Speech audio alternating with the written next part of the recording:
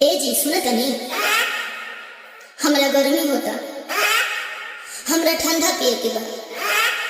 अब नाती राती के कुछ मंगी हम कर देबा।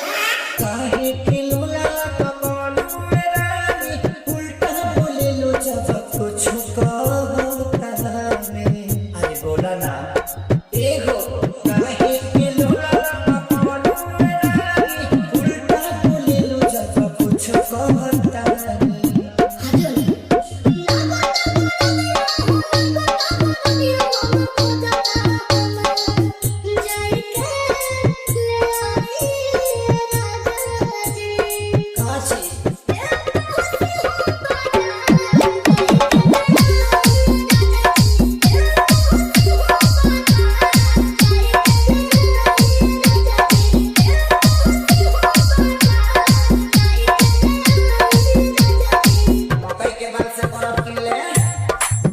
डीजे अभिषेक राज फतेहपुर बेरोना।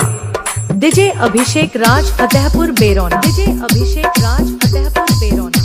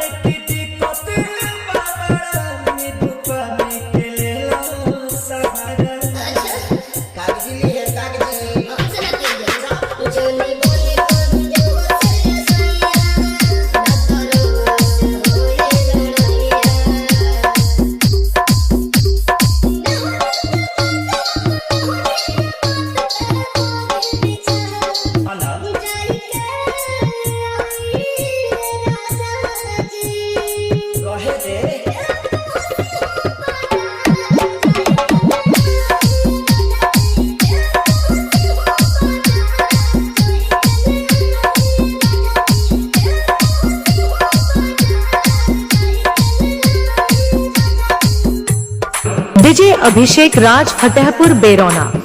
डीजे अभिषेक राज फतेहपुर बेरोना। डीजे अभिषेक राज फतेहपुर बेरोना।